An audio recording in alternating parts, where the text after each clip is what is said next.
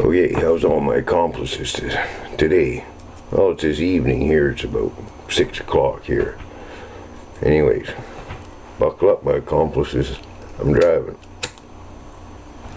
Okay. Oh, I just knocked over my pipe.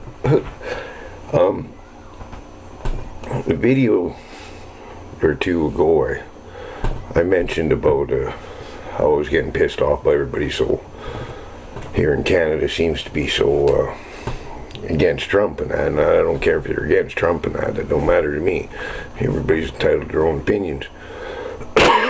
But like I said, we should be paying a little more attention to who's running our country. But as far as down in the States goes, the person running against him, old Uncle Joe, and I've mentioned him on this channel before, Joe Biden. Well,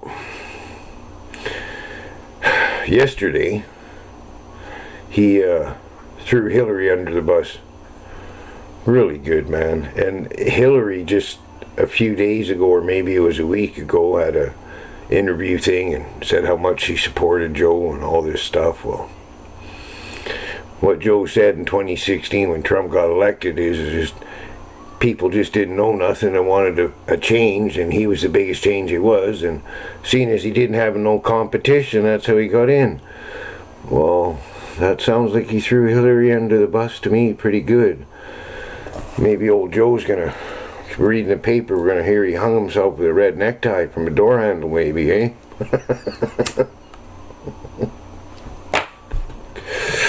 Or maybe he'll be like one of the Clinton bodies that they found where the coroner said he died of natural causes, and 2 hours later the two detectives found the guy's head. I guess you die naturally if someone takes your fucking head off, eh? So, and not only that, Joe Biden yesterday said, man, and I couldn't believe what he said. He basically said, if you don't vote for me, if you're black and you vote for Trump, you're not black. What the fuck is that, folks? So, if you guys want to hear in Canada want to complain about Trump, that's fine. But what do you got to say about the guy that he's running against? You know, I don't hear people here in Canada and all over Facebook and that saying anything about old Uncle Joe, the old hair-sniffing dude. Right? So, you know, you guys better start looking both sides of the coin, right? I mean, maybe neither one's better than the other one, but I don't know. I don't know if I'd want old Sleepy Joe running my country. I can guarantee you that. You know what I mean? Anyways, enough of that. We're gonna have.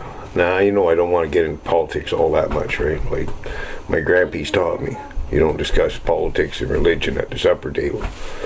Okay,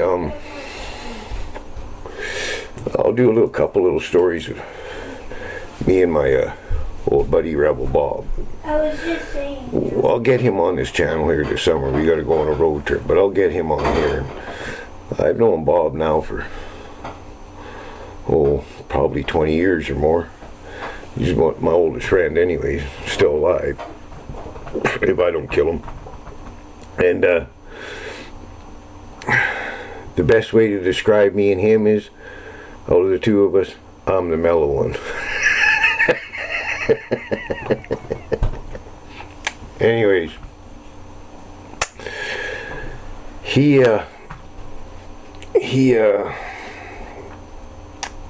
oh well. Okay, we're going to this campground one time, me and Bob, and I'll set the stage for you. We were in a 78 or 79 black Lincoln Town car.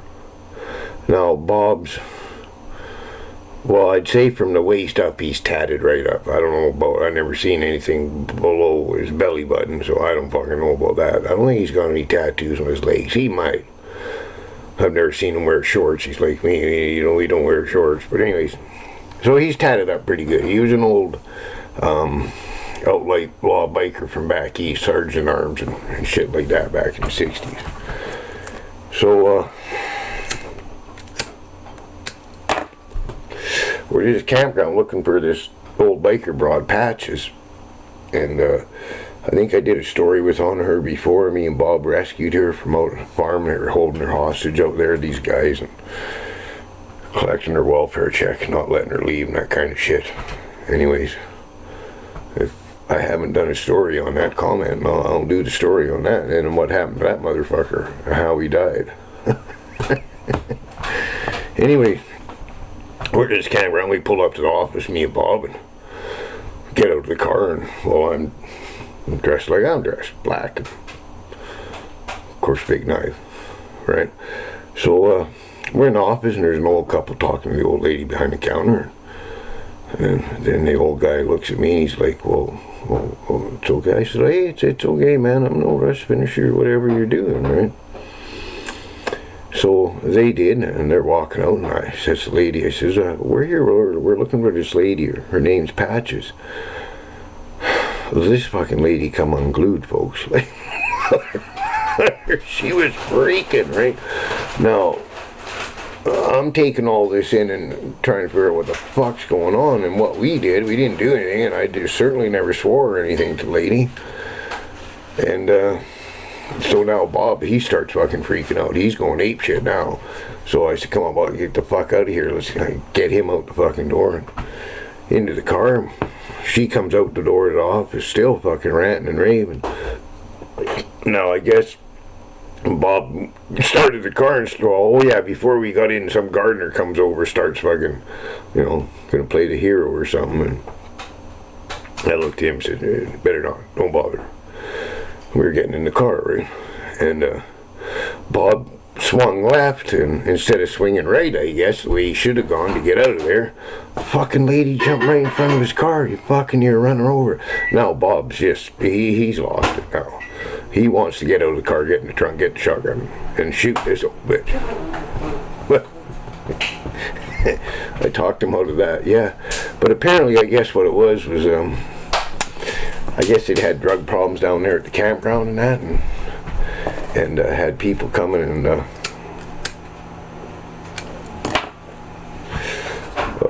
let's say collect the money. And I suppose that's what she took me and Bob for, was there collecting money, and I can't really blame her, right? Because we didn't know Patches was just her nickname. Her real name was Debbie, I think. I'm pretty sure. But we only knew her as Patches, her nickname, right? So I guess the lady figured we were there to collect money and we're going to cause a problem, and the cops might show up, and coroners, and all kinds of things could happen, right? So yeah, I guess that was what her problem was, and she was batshit crazy too.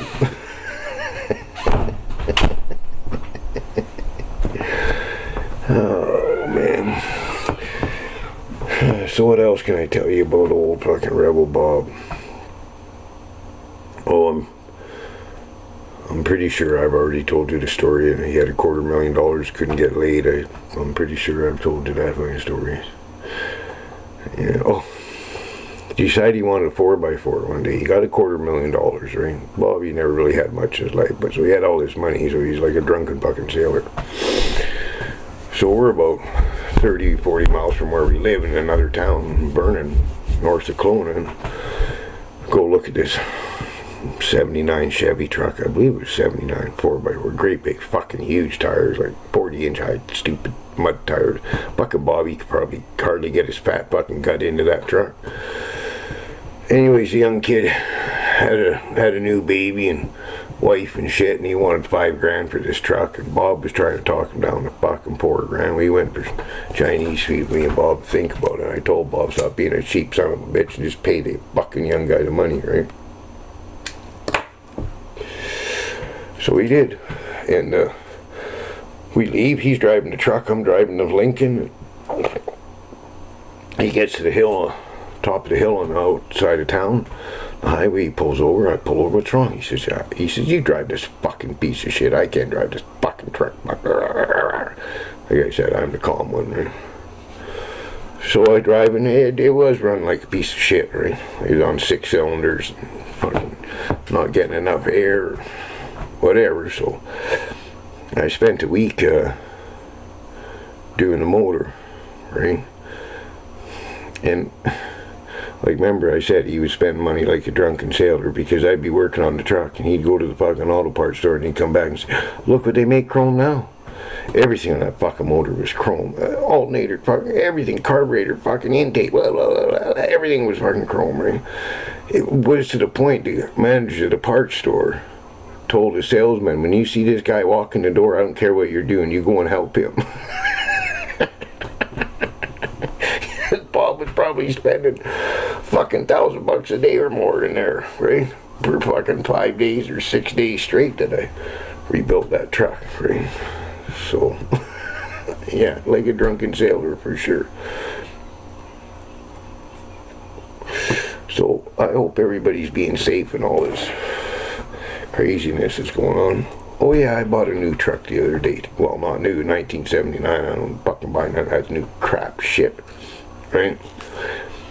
If I can't fix it with a pair of pliers and a fucking screwdriver, I don't want it. That's about it, right? Yeah, an old 79 Chevy, 3/4 ton, 4-wheel drive, all that stuff. It's fucking really good shape, actually. Pretty decent shape. Some guy was just using it as wood truck. And it's my favorite color, flat black. Can't fucking lose, right? Okay, everybody. Like I said, be safe.